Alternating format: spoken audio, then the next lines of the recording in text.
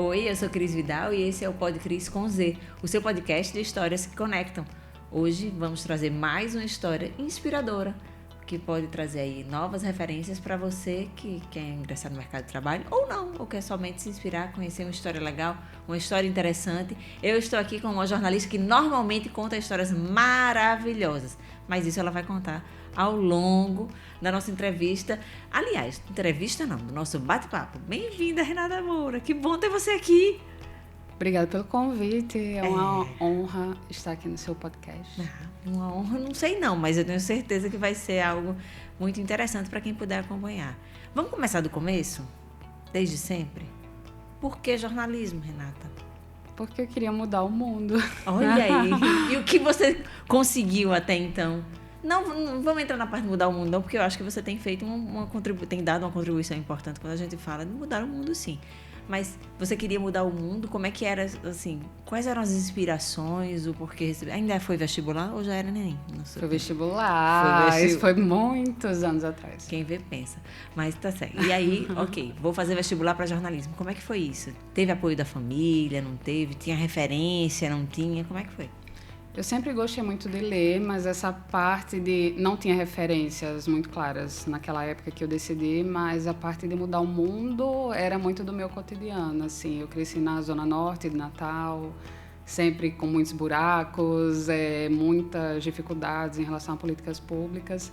E eu percebia, quando eu passava, que quando uma equipe de TV, por exemplo, estava ali para fazer uma reportagem, né, em épocas de chuvas, os muitos congestionamentos, isso costumava acelerar a solução, ou pelo menos trazia algum debate sobre aquilo, né, dava visibilidade. E era aquilo que eu queria. Então, assim, os mundos que eu queria mudar no começo eram esses, assim, que eu via pelo ônibus, era o meu mundo. E aí você passou no vestibular para jornalismo, na UFRN, esse cotidiano também, Zona Norte para a UFRN, ônibus. Como é que foi quando começou a faculdade? Eu passei no segundo vestibular.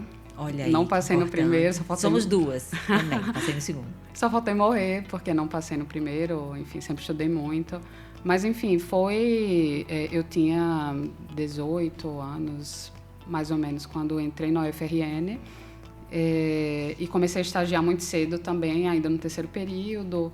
Então, assim, minha experiência dentro da universidade não foi, eu acho que uma imersão tão completa, porque desde muito cedo eu chegava e já corria para a redação, que era onde eu queria estar. E o primeiro estágio, como é que você conseguiu? Você foi bater na porta, ficou sabendo de vaga? Como foi? Conta aí.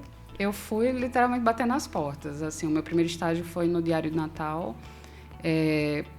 Antes eu trabalhava como recepcionista, porque nessa época, quase 20 anos atrás, as redações não pagavam inicialmente, assim, você tinha que ficar um tempo por experiência. E minha família não podia bancar... Não existia lei do estágio, né? E minha família não podia bancar essa experiência de foca. Então, eu fui juntar um dinheiro ali e fui no Diário, soube que um amigo tinha conseguido um estágio.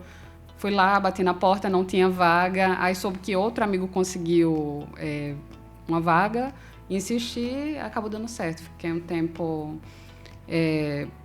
na editoria de cidades, né, que cobre mais o cotidiano. E depois fui para a economia, pouco tempo depois. E fui contratada como repórter. Fiquei lá 5 anos. Depois vieram outros veículos. Esse direcionamento para a editoria de economia a gente vai chegar no hoje, mas já era um interesse ou era pela habilidade de conseguir traduzir isso para o público em geral? Porque para muita gente o economês é difícil.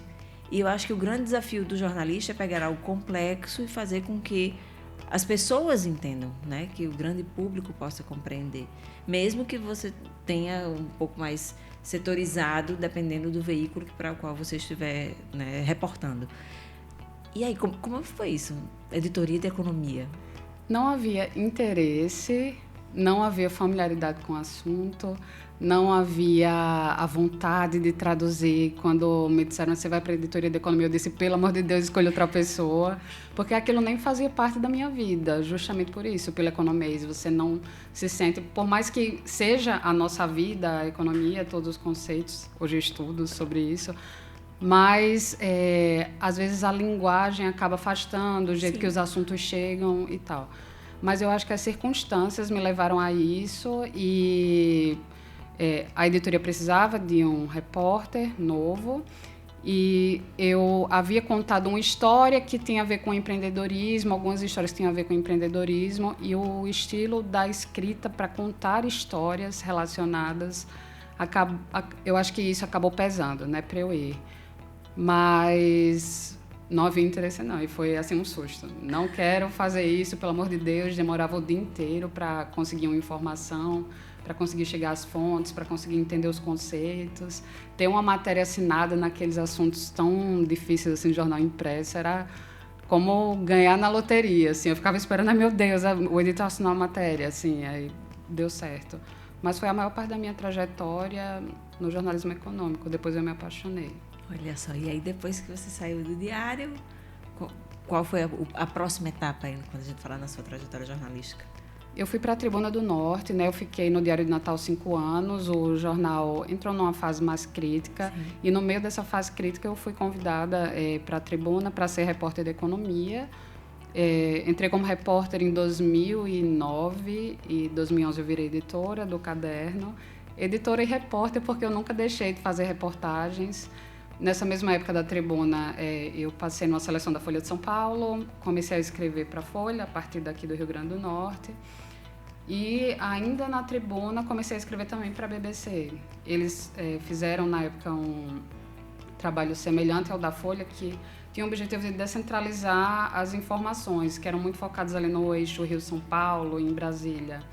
E aí eles montaram uma rede de repórteres, né, distribuídos. E também daquilo de não precisar necessariamente você deslocar um repórter do Rio-São Paulo para fazer a cobertura de um determinado evento. Mas aí isso também precisa um pouquinho de, eu não diria alinhamento editorial, mas de você entender que cada veículo tem uma linguagem que diferencia um pouquinho, né? Por exemplo, escrever para a Tribuna era igualzinho para escrever, por exemplo, para a Folha ou para a BBC? Ou não fez diferença? Eu acho que o DNA era muito parecido, só que na BBC, por exemplo, havia uma liberdade maior para contar a história. A Folha é muito mais objetiva. Uhum. E na Tribuna cabia tudo, assim, a liberdade era mais completa, sim, digamos assim. Mas foram esses passos. E aí, nesse espaço, eu acho que é legal nessa parte, nesse capítulo aí da sua trajetória, quando a gente pensa que a repórter, a menina da Zona Norte que estava no jornal impresso de Natal, passou na seleção e foi fazendo uma rede de contatos, mesmo estando em Natal. De você poder produzir conteúdo jornalístico para diferentes veículos que não estavam necessariamente sediados em Natal. Como é que foi esse processo?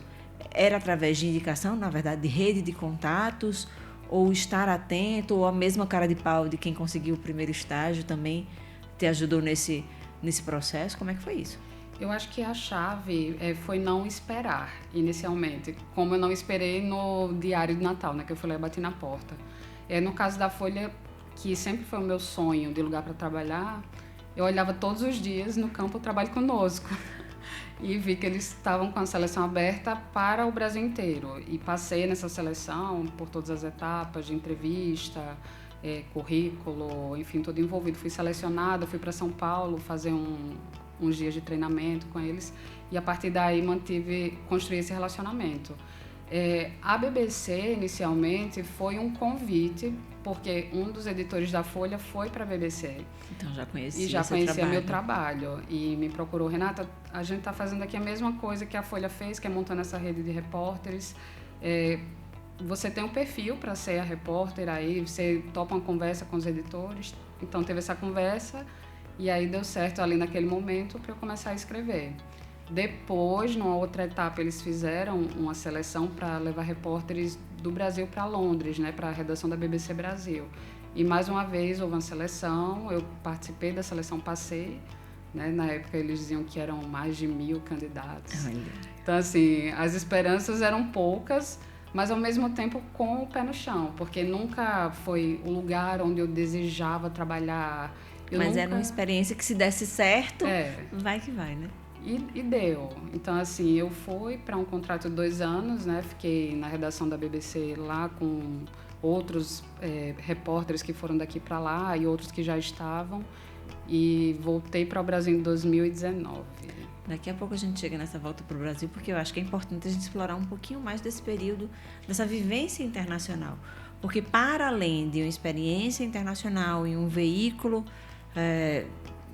conhecido em todo mundo, acho que podemos dizer assim, que é referência, na verdade, quando a gente pensa em jornalismo, vários desafios ao longo desse processo.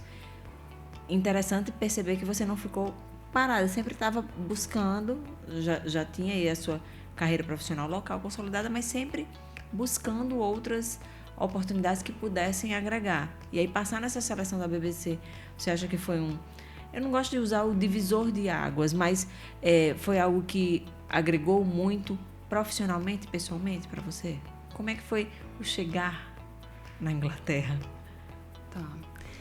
Agregou, sem dúvida, demais, assim, toda a experiência de trabalhar com pessoas do mundo inteiro, de aprender novas formas de fazer jornalismo, de testar novos canais. Eu nunca tinha trabalhado no rádio, por exemplo. Com essa voz. Eu nunca tinha trabalhado nada, impressionante. E, assim, com muitas dificuldades que eu enfrentei, aí tinha desde a língua, não era minha língua do dia a dia, há muito tempo eu não falava inglês. Foi toda uma adaptação necessária para viver, para trabalhar, para aprender coisas novas, como o rádio, por exemplo, para entrar no rádio com o sotaque nordestino e ser a única com esse sotaque naquele momento, vencer resistências das pessoas que me ouviam, estar distante da família. Então, assim, tudo uma combinação de coisas que tornaram essa experiência muito única, muito enriquecedora, pessoalmente e profissionalmente. Não diria que um divisor de águas, porque, assim, eu acho que mais divisor de águas do que a BBC foram as bases que eu tive no jornalismo potiguar, porque ali foi onde eu contei as grandes histórias, em que eu pude olhar no olho das pessoas, em que eu podia ir a campo. Trabalhando na BBC, eu viajei para o Brasil para fazer reportagem, mas essa era uma outra dificuldade jornalística, que é você fazer matérias à distância. Porque eu estava em Londres, mas fazendo reportagens sobre o Brasil. Minhas fontes estavam no Brasil. Então, era uma época em que também não era muito disseminado esse jeito de fazer jornalismo, digital, que veio forte, né? Com a pandemia. Com a pandemia. Né? De você explorar muito o vídeo. Só que eu acabava trazendo isso para mim porque eu queria olhar no olho. Nem que fosse pela tela de um tablet, do celular, ali na câmera. Então, assim, era uma estratégia que eu usava muito para tentar reduzir essa distância emocional, digamos assim, das minhas fontes.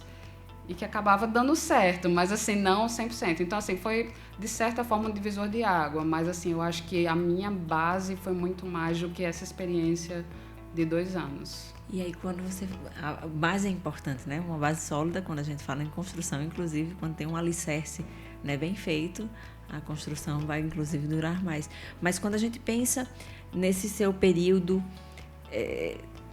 de tanto tempo como repórter, porque eu acho que o jornalismo, hoje você está numa área mais de comunicação institucional, né, com uma pegada um pouquinho diferente, mas ainda é contar histórias, traduzir, às vezes, conceitos, ou aproximar, né, comunicar mais perto. De todas essas histórias que você foi contando, eu queria que você puxasse aí da memória algumas que você considera, nossa, essa fez toda a diferença, porque a gente vai entrar daqui a pouquinho na parte de prêmios, e aí conseguir, né, ter resultados tão positivos quando a gente fala em premiação, não é uma fórmula mágica, eu acho que é muito mais desse cuidado com a apuração, de perceber um contexto que vale a pena ser mostrado. Mas vamos falar das histórias? Que histórias você acha que marcam, assim, de dizer, nossa, essa foi muito legal ter contado? A gente estava falando sobre divisor de águas. Eu não acho que minha permanência, minha estada em Londres foi, mas uma história que eu contei na BBC ainda aqui em Natal, quando eu escrevia para eles como correspondente, é uma das que são inesquecíveis, que é a história de Sandro e Damião, que é um menino que ensinava a mãe a ler. A mãe catadora de lixo, e Damião estudando, acabou dando força aí o que ela precisava para aprender as primeiras letras, as primeiras palavras, para assinar a palavra mãe na lista de presença da escola, para fazer uma identidade sem a digital, com o nome dela, que era uma coisa que envergonhava muito ela. Cidadania, né? Para ter essa cidadania, para se sentir menos humilhada assim, aos olhos do mundo, para não ter vergonha na hora de pegar um ônibus, por exemplo. Essa história me deixou profundamente emocionada, desde a primeira vez que eu vi na televisão, que foi onde eu a encontrei. Sim. E quando eu fiquei cara a cara com eles, mais de uma vez, para entender mais profundamente o que era aquilo. Né? E acabei descobrindo que não era só uma história de uma mulher analfabeta que era ensinada pelo filho, mas de uma mulher que sofreu violência a vida inteira, por exemplo. Então, assim, eu chorei assistindo na televisão, eu chorei entrevistando, eu chorei escrevendo, e foi um desafio completo, assim, desde o começo, na hora de escrever também, porque ao mesmo tempo em que era uma história que me tocava demais, era uma história que já tinha sido muito contada, de pessoas que não sabem ler, de pessoas que vivem na extrema pobreza. E eu me perguntava assim, o que é que vai fazer essas pessoas se interessarem por uma história que todo mundo já conhece? Né? E acabaram se interessando, porque isso foi um divisor de águas, eu acho. Ter encontrado Sandro e Damião, contei a história deles muito na voz deles, com menos repórter e mais eles dois contando o que eles sentiam, as tristezas, as alegrias, o caminhar juntos. E na BBC mais de 1 milhão de pessoas leram aquela história. E eu tenho certeza que esse foi um dos fatores que acabaram impulsionando minha ida também para lá, nessa seleção, que era um dos critérios, né? O seu jeito de contar histórias. E foi inesquecível. Eu ainda me emociono pensando nos dois, em tudo que eu aprendi com eles nesse encontro. E no jornalismo econômico, né, que a gente estava falando, eu sempre gostei muito de contar histórias de pequenos empreendedores, de pessoas que sonham muito e que têm ali aquelas dores do dia a dia e perseguem seus sonhos com muita força de vontade. E vão conquistando, sabe? Vão crescendo. Aí, de novo, na BBC, já na Inglaterra, eu participei de uma seleção que eles fizeram para financiar, porque, enfim, eu fazia minhas reportagens, mas para você viajar, às vezes, não era uma logística tão simples. E eles têm alguns fundos, né, para financiar reportagens, fundos de inovação. E numa dessas seleções, eu vim para o Brasil com uma jornalista libanesa, que era da BBC Árabe. Nós fomos contar histórias de pessoas que vieram do Oriente Médio refazer suas vidas no Brasil, que fugiram de guerras, da Síria e do Irã, nesse caso. Então, assim, todas as histórias me encantaram, mas um especial, que era de um iraniano, me encantou demais, assim, e eu nunca esqueço. É um homem que saiu ainda menino do Irã, a mãe disse: tem que ir embora de casa para ele não morrer, para ele não ter que ir para o exército. E ele construiu a vida e virou um milionário no Brasil, sabe? Com muita dificuldade, vendendo comida na beira da estrada com a família, conseguindo sobreviver depois da morte de uma das filhas, lutando ali de noite com a mulher dele, numa simplicidade danada, contando como, passo a passo, eles conseguiram construir uma história nova e reencontrar a família depois, muitos anos depois, e matar essas saudades. Teve esse reencontro, então, contar essa história, que massa. E aí na BBC você também teve a oportunidade, falando em histórias, porque eu realmente acho a forma justamente como você conta histórias, o olhar, né, para poder traduzir isso em palavras, muito interessante, Renata. Você tem um projeto bem específico, que foi uma apuração trabalhosa, na verdade, apuração no sentido de mapear isso, de saber em relação a políticas públicas, quando a gente fala de feminicídios, né?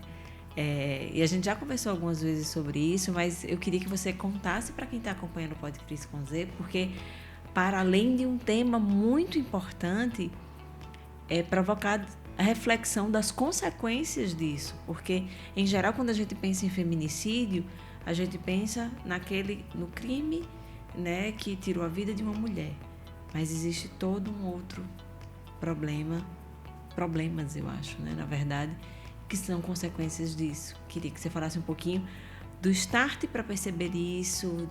Poxa, isso aqui dá um repórter. Como é que foi esse processo? Conta desde o começo, na verdade, para quem está acompanhando, porque eu conheço, mas eu gosto de ouvir você falar. Eu fui recebendo sinais sobre a importância disso e do quanto o assunto era invisível aos olhos da sociedade. Então, assim, fazendo matérias sobre feminicídio, eu ouvi alguém falar sobre os filhos. Assim, eu ouvi alguém falar, porque esse nunca foi... claro que o foco é a morte da mulher, como Sim, você falou, claro. Mas os filhos sempre ficaram invisibilizados. E aí no curso de economia acabam sendo vítimas da violência também. Acabam sendo vítimas. E às vezes reproduzem essa violência também quando crescem. Numa palestra de um professor de economia, ele fazendo um trabalho estatístico, econômico nessa área, ele me trouxe pela primeira vez um número ali. Eu estava na primeira fila ouvindo ele falar sobre as possibilidades que um economista tinha para trabalhar também nessa área de estatística, de criminal, enfim, de vários campos de atuação. E ele falou, olha, cada feminicídio deixa 2, 3 órfãos. E aí aquilo foi despertando minha vontade, não, isso precisa ser contado. Em Londres eu fiz mestrado, né, em jornalismo investigativo, e uma das possibilidades que eu tinha era de fazer uma reportagem, um trabalho acadêmico, que nunca foi muito a minha vibe. Então, assim, vou fazer uma reportagem sobre isso. Eu tive um super orientador que é um repórter investigativo, construiu a carreira nessa área, e a nossa missão era mostrar quais são as consequências que os feminicídios geram nas crianças. E foi um trabalho super difícil, assim, porque tudo que envolve criança, violência, você fazer outra pessoa recontar aquela história, é muito delicado. E a criança não vai fazer isso, né? Então, assim, como é que eu vou contar isso?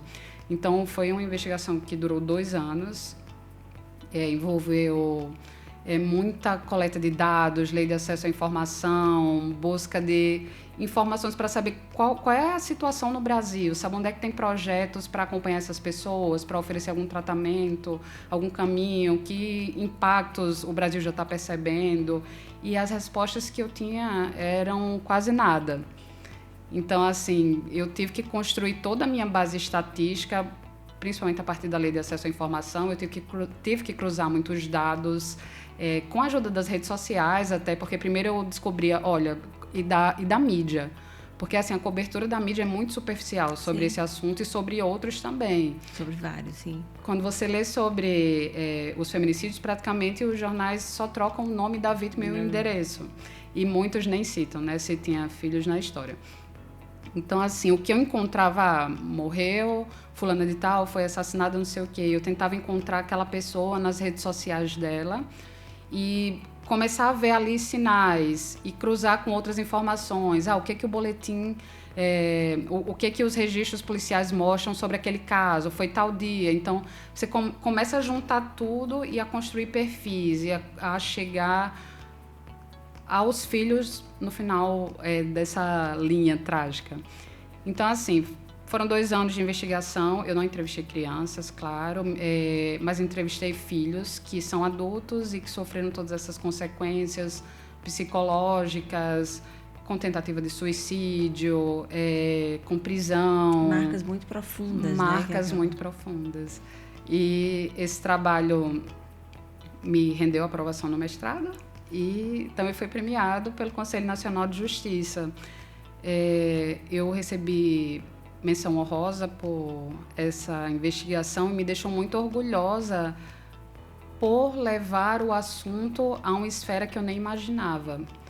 Na verdade, dar luz a um problema que existe, que talvez ninguém estivesse olhando para ele, é isso? E provocar discussão, sabe? Porque, assim, esse material foi discutido pelo Conselho Nacional do Ministério Público, pela Defensoria Pública do Mato Grosso, por alguns estados que estavam ali buscando... Peraí, o que a gente pode fazer para resolver isso, para tentar alguma solução, pelo menos. Então, assim, as pessoas que podiam mudar essa história, algumas delas discutiram que essas pessoas existem, que elas estão sendo impactadas desse jeito, que o Brasil está criando uma geração de pessoas que são doentes psicologicamente ou que poderão reproduzir a violência em alguns casos. Como consequência disso, justamente pela falta de apoio, seja também do poder público, de amparar essas vítimas que ficam vivas. Porque às vezes também acontece, né, de perder o pai e a mãe. Sim. Por causa de uma tragédia familiar, né? E aí é toda uma consequência que vai aliar a pobreza que aumenta. Às Sim. vezes, né, uma família que de repente recebe não só uma criança, às vezes famílias muito numerosas, 5 crianças e você não está preparado. E as pessoas não sabem nem o que fazer, nem para onde ir. E agora, o que eu vou fazer aqui com um monte de gente dentro de casa e sem poder amparar e sem ter nenhum socorro público ou de quem quer que seja. Eu lembro da gente já ter conversado certa vez sobre, especificamente, né, essa tua apuração, esses cuidados. Você disse que entrevistou pessoas, filhos, né, no caso que foram vítimas de uma tragédia familiar. O que é que marcou nessas conversas? Tem algo que você diga, nossa, nunca vou esquecer? Aliás, eu acho que ninguém nunca esquece, né? Cada reportagem que a gente faz, que a gente apura, acaba marcando a gente de alguma forma. Mas eu queria que você comentasse um pouquinho do lado humano dessas histórias que você contou, especificamente no caso dos feminicídios. Me marcava muito, Cris, o vazio que esses filhos sentiam e outros familiares também, que não conseguem nunca sarar daquela perda e de tudo que vem depois. Então, eu estava falando que esse foi um trabalho difícil em termos de dados, mas também de você conseguir não se envolver e você não fica ileso, né? De ler tudo aquilo que aconteceu com as mulheres e de saber o que aconteceu ou não aconteceu com os filhos. De ouvir, por exemplo, o avô de uma criança dizer, mas para que esse seu trabalho vai servir, sabe? Será que já não basta o que aconteceu? Pessoas que resistem porque eu ouvi, um dos filhos me contou que esse tipo de resposta é muito típica de quem não tem muitas feridas ainda abertas e não sabe como lidar. Então, assim, eu chorei muito fazendo... parece que eu sou... Eu ia dizer assim, parece que eu sou uma jornalista extremamente vulnerável, mas é porque eu também sou uma pessoa. Não, eu acho que né, qualquer pessoa precisa dessa consciência de que é uma pessoa e que às vezes vai ser impactado diretamente, mesmo contando histórias, porque tem gente que diz, não, é um distanciamento, a técnica jornalística, a gente diz, não distancia nada porque somos humanos, né? E precisamos contar isso também. Eu acho que existe, assim, o distanciamento jornalístico, para mim, ele é muito claro quando envolve coisas mais frias, digamos assim. Ok, eu consigo me distanciar politicamente, eu consigo não... As pessoas não sabem preferências políticas, não saberiam se eu gostasse de futebol. Eu não sou fã de futebol, mas assim, para qual time eu torço. Mas quando eu estou falando de uma pessoa, sim, isso vai desde... De outra vida.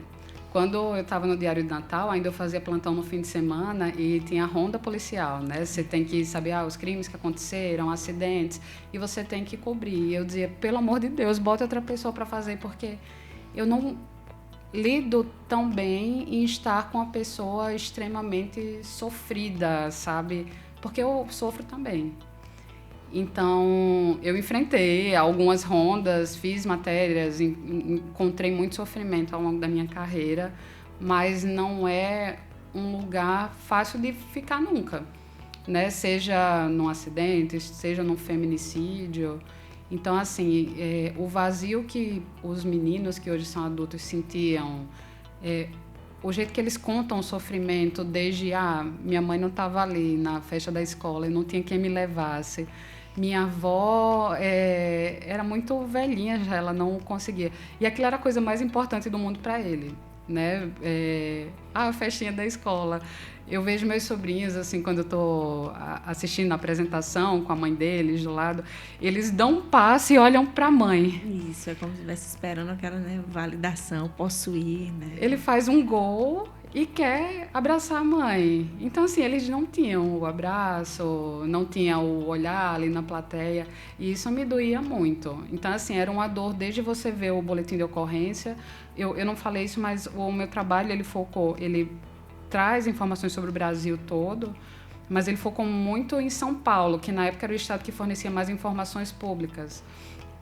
E eu tinha acesso a muitos detalhes ali daqueles crimes, né? E você saber as atrocidades que um homem que são os principais algozes, né, das mulheres, que eles são capazes de cometer ali, de fazer uma mulher passar por tudo aquilo por causa de ciúme, porque não aceita o fim do relacionamento e não pensar em todas as consequências que aquilo vai trazer para a família toda, que ninguém escapa.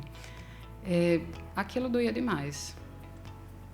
E qual que é não sei se existe técnica, porque eu tenho a impressão de que para entrevistas tão difíceis, são entrevistas duras, eu acho que é mais difícil entrevistar alguém que você sabe que foi fragilizado, que foi atingido emocionalmente por aquele episódio que você está contando. Como é que se conecta, como é que a gente faz aquilo que é ensinado para a gente no jornalismo, de conseguir as respostas para a história que você quer contar? Eu vou puxar o exemplo dessa matéria, mas não se aplica só a ela, né? Para falar sobre os filhos das mulheres que morreram por feminicídio ou que foram assassinadas, eu entrevistei homens que já haviam falado publicamente sobre esse assunto. Então, assim, eles tinham alguma predisposição a falar. E aí eu precisava que eles se mostrassem muito seguros e confortáveis para reviver aquilo e saber que muitas pessoas talvez fossem ler aquilo.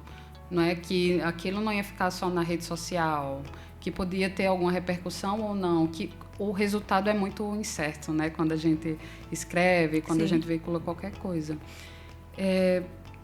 Não tem como saber. Será que ele vai me dar as respostas que eu espero? Será que ele vai continuar? Teve caso aí que uma das fontes que eu entrevistei, né, um dos filhos, ele colaborou até determinado ponto com as próprias palavras. A partir de certa altura da investigação, ele preferiu que outros olhares aconteciam em todos os casos. Eu confirmei as histórias e busquei outras, porque eles eram crianças quando aconteceu, com outras fontes que participaram em documentos também. Mas esse, especificamente, decidiu, olha, até aqui é entrevista, agora só outras pessoas. Então, assim, foi o padre que dirigia o abrigo onde ele cresceu junto com os irmãos, os documentos do orfanato que outras pessoas me forneceram, né, que participaram dessa história, que me deram acesso aos sofrimentos que eles tinham, ao que eles diziam, e quando eu crescer eu vou fazer não sei o quê. Então, você fica muito no escuro, né? Em uma reportagem mais recente que eu estou trabalhando, que também envolve muitos sofrimentos, envolve questões psicológicas, uma das fontes envolvidas, por exemplo, me deixou no mais absoluto vácuo. Apesar de já ter publicado muito, apesar de já ter sobre isso nas próprias redes, de já ter falado com vários veículos a respeito disso, mas agora ela sentiu que é o momento de parar. E com o resultado, né, do teu trabalho, de ser premiado, você chegou a ter contato o depois de mostrar, sabe aquela reportagem? Então, estão discutindo. Porque talvez, assim, não ia resolver a situação de quem já foi vítima, de quem conversou contigo, mas talvez sirva para que se pensem, né, e até para evitar, é o ideal, né, que a gente consiga conscientizar a ponto da gente diminuir essa quantidade de vítimas, mas existe... Você chegou a conversar para mostrar, olha, ufa, você sente orgulho disso, Renata? Do seu trabalho? Eu sinto. Sim, é para sentir mesmo. É estranho, mas eu sinto, porque teve muita dedicação minha e de todas as vozes que eu trouxe. Sabe, eu pensei em desistir dessa reportagem porque era tão difícil e vozes também surgiram, como a desse avô que eu comentei, dizendo para que vai servir isso, sabe? Tipo, pare de falar sobre esse assunto, não vai ajudar em nada. Mas, ao mesmo tempo, me disseram assim, você está ajudando a dar voz a quem sempre nos achou invisíveis. Então, assim, teve um filho especificamente que ele acompanhou toda a construção dessa reportagem, toda a repercussão que veio depois. Ele chegou a discutir comigo em uma das discussões públicas das quais eu participei. Ele também foi ouvido, ele também participou, ele também contou ali diretamente com a voz dele. E ele acompanhou também a questão do prêmio e ele ficou, eu acho que também muito orgulhoso de si. De poder ter contribuído. De poder ter contado o que sempre foi muito difícil para ele. De poder ter dito para outras pessoas que isso não pode se repetir nunca. Você falou que sente orgulho, talvez por o poder dar voz ao invisível, a quem estava invisível. Traduz um pouquinho daquela Renata que, quando começou o jornalismo, queria mudar o mundo? Traduz. Traduz. Assim, uma coisa que eu nunca quis que acontecesse era ter... Não tem a ver com vaidade, mas tem a ver de... Como você pensar assim, mas não vai servir para nada? Sim. Sabe? De você ter alguma coisa que vai ficar engavetado. Então, assim, é uma coisa que eu posso dizer que me orgulha muito na minha trajetória de ter levado assuntos como esse para esses fóruns de discussão. Em Santana do Matos, criou uma lei que lembra que o quão dramático é um feminicídio. Tem um dia específico em dezembro em que eles... É o dia de combate ao feminicídio. Isso foi instituído esse ano. E é uma das consequências, também uma parte desse trabalho que eu fiz e que um dos filhos me ajudou, que é filho de Santana do Matos, que teve a mãe assassinada quando era muito pequeno, que ele ajudou a trazer para o público, né, para a sociedade. Foi uma das repercussões. Olha aí, tá vendo, Renata? Virou lei. Virou lei, exatamente. Mas eu acho que é isso, é um caminho, né, para se tentar mudar de alguma forma. Mas vamos falar, você falou de um prêmio, esse foi um dos... Seu pai ainda tem a lista dos jornalistas mais premiados do país. De verdade, quando a gente pensa em prêmio, eu acho que é muito de reconhecimento de um trabalho para inscrever, mas principalmente de ter um olhar que agregou. Como é que é isso? Primeiro, como foi o primeiro prêmio? Assim, você disse, não, agora eu quero brincar de escrever prêmio, me inscrever para prêmios. Como é que foi isso, assim? Quantos prêmios você já ganhou, por favor, Renata, em jornalismo? 30. Pronto, 30. 30 numa carreira aí que ainda não tem 20 anos. O primeiro prêmio que eu busquei, eu não ganhei. Olha só, isso é muito importante, porque às vezes as pessoas pensam que a primeira vez que a gente vai procurar algo, a gente já encontra. Não é bem assim, principalmente quando a gente fala em trajetória profissional. Eu vi, fulano de tal foi premiado, ganhou um prêmio de jornalismo. Aí eu disse, acho que eu vou fazer essa matéria aqui e vai dar certo. No dia da entrega eu fui e fiquei esperando. E não aconteceu. Só que eu não tinha feito uma coisa básica. O que é que precisa? Eu era muito nova ainda. O que é que precisa para ter... para ser uma boa matéria, uma excelente matéria jornalística? Então, assim, não ganhei o primeiro que eu tentei e eu posso lhe dizer com segurança que os outros prêmios que vieram depois, eles não foram pensados, vou ganhar um prêmio. Em geral é isso, viu? Quando a gente vai em busca de algo, quando a gente não espera, quando a gente faz com o coração, com a dedicação, não sei, é quando o resultado sai. Você acha que é isso mesmo? Eu acho que assim, é muita dedicação, fruto da curiosidade, atenção o assunto que precisa ser contado naquele momento. Tá todo mundo aqui preocupado com competitividade. A gente precisa mostrar qual é a batalha do Brasil nesse momento. Foi uma das matérias premiadas. energia eólica, só se fala nisso, mas como é que as pessoas estão sendo preparadas para aproveitar essas oportunidades? Foi a matéria mais premiada que eu tive na Tribuna do Norte. Essa que eu falei da competitividade ganhou um prêmio internacional, que, assim, o inscrever no prêmio, claro, é intencional, você inscreveu, mas o fazer, não. Então, assim, muitos resultados ali foram... Muitos não, todos os resultados foram surpreendentes, né? Você não tem como saber.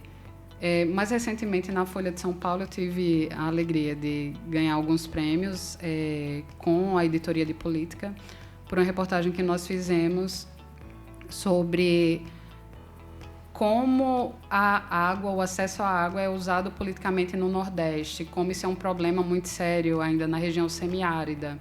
E eu contei uma parte dessa história no Rio Grande do Norte, e outros repórteres contaram na região, em outros estados da região. E aí nós ganhamos alguns prêmios e tivemos a honra de sermos indicados ao Prêmio Gabo de Jornalismo, que é o principal da América Latina. Olha só. Que foi muito surpreendente. Também entrou na lista do seu pai? Porque foi indicação. Não sei se ele faz só de prêmio. Mas é legal, Renata, perceber isso, assim, o reconhecimento também da família, de apoiar. Não sei, tem gente que sempre diz, quando eu resolvi fazer jornalismo, minha família disse, não faça jornalismo não vai dar dinheiro. Não sei se dá dinheiro, mas pelo menos a alegria de você trabalhar com o que gosta, ou de ser reconhecida pelo trabalho. De novo, vamos entrar no orgulho. Não orgulho, não? Meu pai, até hoje, sonha em eu fazer um concurso público. Uhum. Mas ele não é o único, tem muita gente que sonha isso. Ou concurso público, ou apresentar o Jornal Nacional, né? Porque todo mundo pensa assim, tá fazendo jornalismo, pode ver quando na bancada do Jornal Nacional. Todo mundo acha que é na TV. Mas, assim, ele sempre apoiou, minha mãe sempre me apoiou muito, do dizer para as pessoas, minha menina trabalha no jornal, de comprar o jornal no domingo, que era o que eu mais adorava, assim. Comprar o jornal, ver meu nome, minha avó, que já morreu, fazia isso também, de ver e mostrar às pessoas. Aqui é minha neta. Mas, assim, sempre teve muito apoio das minhas irmãs, do meu marido, de todo mundo, de entender desde as ausências, porque quando a gente faz jornalismo, a gente só tem hora para começar, às vezes não tem hora para dormir, né? Não tem fim de semana. Entendo. E de tudo, me ajudar a cortar, porque eu sempre escrevi muito, então, assim, todo mundo sofre comigo. Eu sei cortar. É difícil mesmo cortar seu texto, principalmente porque normalmente ele está bem amarradinho, mas vamos seguir em relação a isso. Tem algo que ao longo da sua fala você trouxe que eu achei muito interessante, né? Que assim, você falava sobre empreendedorismo, que você gostou de contar. Estamos falando sobre empreendedorismo, vamos falar do pequeno empreendedor que está em busca dos seus sonhos, né? De realizar. Qual que é o sonho desse empreendedor? Por que é que ele empreende? Né? Se realizou, se não realizou? E você, Renata, está em busca dos seus sonhos? Já realizou quais deles? Não é fácil não aqui. Ficou à vontade e agora a gente faz pergunta difícil também. Eu já realizei muitos sonhos, né? De contar histórias, de transformar pequenos mundos, assim, em volta de ajudar, porque não vou ter a pretensão de dizer transformei, mas assim, você dá a sua pitada de contribuição. Então, acho que isso foi um sonho grande. Ir para Londres, eu disse, não foi para a BBC... Não foi um divisor de água, mas foi um sonho. Sim. Eu acho que seria um sonho para qualquer pessoa. Foi um sonho para minha família também. Às vezes eu dizia que... Eu li uma reportagem uma vez que era sobre uma menina que colhia morangos. E ela foi fazer isso e trouxe tanta esperança para a família dela de uma vida diferente que... Às vezes eu associava um pouco isso à minha história, porque às vezes a gente acha que não é capaz. Isso aconteceu em muitos momentos da minha carreira e ainda acontece, né? Acho que, não sei, eu desconheço uma pessoa que tenha tanta segurança para dizer, sim, caramba, dou conta de tudo. Eu não penso isso muitas vezes. Mas de eu ser a menina que colhe os morangos e depois volta para sua casa, porque é mais ou menos isso, né? Eu fiquei 2 anos em Londres, voltei para casa, teve esse lado... Essa readaptação de um mercado totalmente diferente. Esse momento? Foi ruim. Sim, foi. Mas eu acho que é importante falar sem sem estar se preocupando em passar uma imagem, porque é realidade. Não precisa ser bom o tempo todo, vai ter momentos difíceis e ruins também. Mas e aí, como é que foi lidar com isso? É que muito quando esse assunto vem, né, de você morar em outro país, trabalhar num dos maiores veículos do mundo, as pessoas acham que sempre é perfeito, que aquilo sempre vai lhe trazer coisas boas, e não é bem assim, porque eu deixei uma vida 2 anos antes, quando voltei era tudo muito diferente, o mercado estava muito pior, o mercado jornalístico estava muito encolhido, continuava pagando muito mal, me trouxe propostas muito furadas. Então, assim, eu um pouco que naquele momento fiquei muito decepcionada, porque você imaginar experiências novas, você aumentou os seus anos de estudo, você entrevistou muitas pessoas, você conquistou várias coisas, e isso era valorizado, e não acho que o mercado do Rio Grande do Norte está pronto para isso. Nas redações não está. E eu saí das redações daqui. Eu não... Era como, sem vaidade de novo, mas era como um ovo de avestruz que queriam encaixar numa bandeja de ovo de codorna. Não estou dizendo que o mercado é pequeno demais para mim, mas as possibilidades que o mercado enxerga para alguém que tenta construir uma carreira séria, elas são microscópicas aqui no Rio Grande do Norte. Então, assim, eu desisti de redação quando voltei, entrei no mercado de assessoria, de comunicação, mas assim, de um jeito que nunca foi o meu sonho, mas que acabou virando também meu sonho, porque assim, eu não me formei em jornalismo para virar assessora de comunicação, queria contar histórias. Só que descobri aí, em 2019, quando eu voltei, 2020 mais ou menos, participei de uma seleção do Instituto Santos Dumont. Parece que eu sou a pessoa que nunca passa a primeira vez. Eu não passei, né? Não passei no primeiro vestibular, não ganhei o primeiro prêmio que eu busquei e não passei na seleção do Instituto Santos Dumont para ser assessora. Mas eles me chamaram depois. E foi uma experiência incrível e transformadora, porque eles mudam muito as vidas das pessoas. Sim. Porque as pautas que eles trabalham ali no cuidado com a saúde, nas pesquisas, na área de neurociências, né, de você tentar descobrir ali o que é que pode melhorar a vida de uma pessoa que tem Parkinson, que tem Alzheimer, uma mãe que tem uma gravidez de risco, uma criança que tem deficiência. Então, assim, aquilo me encantava e me emocionava, às vezes, tanto quanto contar uma história numa redação. Eu fui assessora do Instituto, que tem o Centro de Pesquisa Anita Garibaldi, né, que atende pelo SUS, e o Instituto de Neurociências Edmond Lely Safra. Fui assessora deles por 1 ano, mais ou menos, ou talvez um pouco menos que isso, e fui chamada para assessorar o Senai. Um novo mundo, bem diferente. Que não era tão diferente assim, por quê? Porque na minha trajetória de jornalismo econômico, sim, aquele era o meu dia a dia. Cobrir energia era uma paixão para mim. E eu estudava economia. Então, assim, quando eu voltei para o Brasil, o curso de economia que eu tinha trancado, ele perdeu um pouco o sentido, porque eu era editora de economia da Tribuna do Norte quando estudava.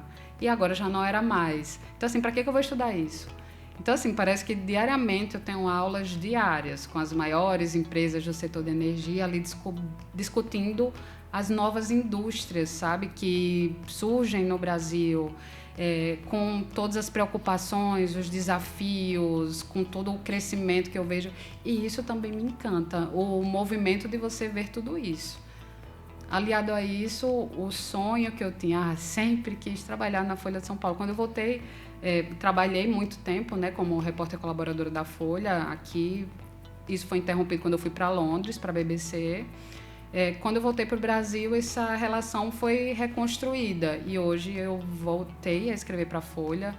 Desde 2019, final de 2019, eu escrevo para eles. Tenho feito muitas reportagens de comportamento, que envolvem saúde mental também, que envolvem muito as mulheres, crianças, e às vezes eu me sinto assim, sentada na sala de casa das pessoas discutindo o que estão preocupando elas na hora do jantar, depois que o menino chegou da escola, sabe? A mulher que não tem acesso a serviço A, serviço B, a mulher que não faz ideia de que sintomas são aqueles da menopausa. Então, assim, coisas da vida que eu sempre quis contar enquanto jornalista e agora continuo contando como assessora, da pessoa que sonha em ter uma vida melhor com a educação no Senai, ou com a grande solução, a inovação que a instituição descobriu, que pode melhorar processos industriais e ter toda uma consequência ali de crescimento para o Brasil, de emprego.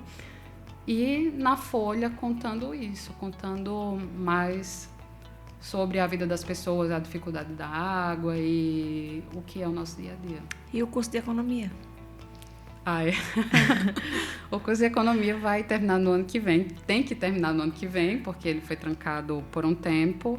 E eu acho que ele me agrega muito enquanto jornalista, mas não é um sonho o ser economista. Sim. Não descarto, porém, assim, no futuro, gosto muito da área de políticas públicas, de avaliação de políticas públicas, que sempre vejam a relação com o jornalismo, que é uma coisa que eu amo, que sempre foi o meu sonho.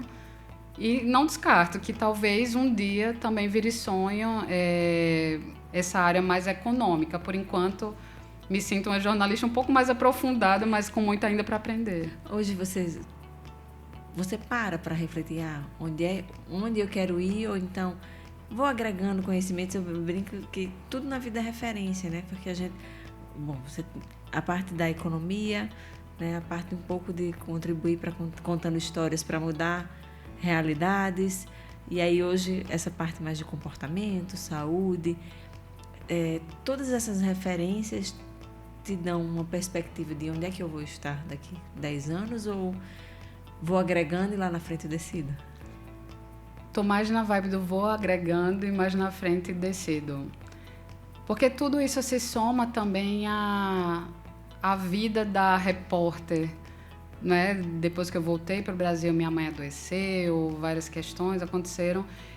Tudo isso vai contribuindo para que eu viva mais o hoje, para que eu aproveite mais cada experiência, cada presença, cada história, cada linha que eu escrevo, cada palavra, cada lugar onde eu estou, como aqui.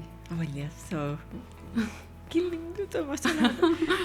Renata, o bate-papo está maravilhoso, na verdade. Assim, eu acho que eu ficava mais algumas horas batendo esse papo mesmo, conversando sobre carreira, conversando sobre pessoas, conversando sobre histórias, porque eu me considero também uma curiosa por histórias.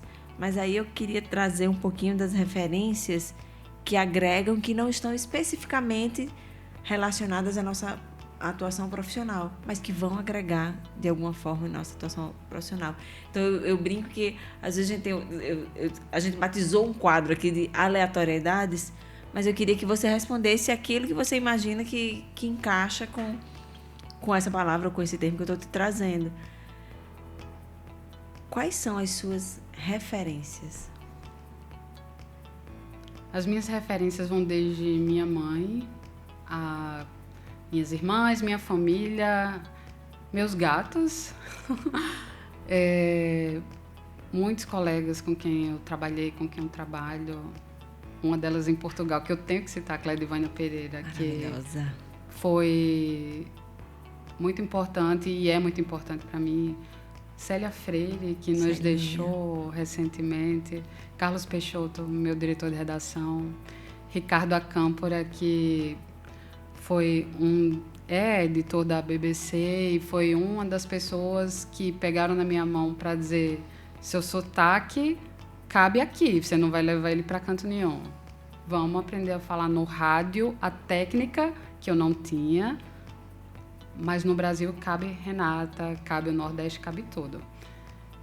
Então, eu acho que as referências são muito do ponto de vista de pessoas que conseguem lhe dar encorajamento para viver, para seguir, para amanhã você levantar da cama, para você falar no microfone, para você sentir que você pertence onde quer que você esteja. E eu acho que essas estão entre as pessoas. Meu marido também. Que sempre está lá acompanhando. Que sempre estão aqui. Olha aí.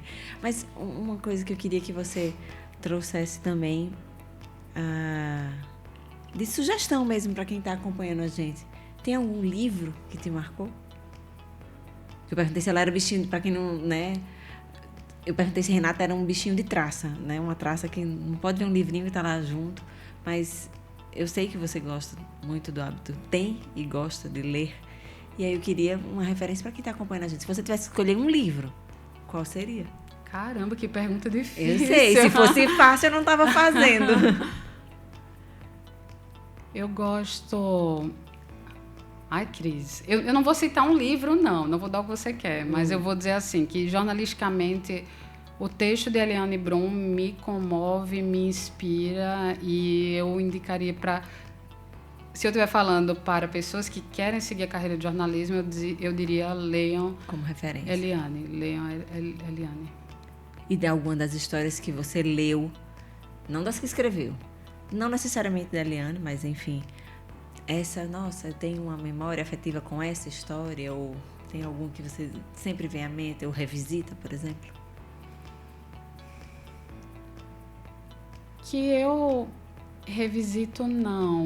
Mas, assim, eu vou voltar a Sandra e Damião, porque essa foi uma história que me marcou ali em pé na minha sala, vendo na TV os dois com o microfone e falando de leitura...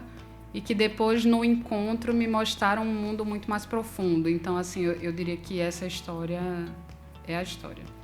E o que é que a Renata de hoje diria para a Renata 20 anos atrás, no ônibus indo para a UFRN?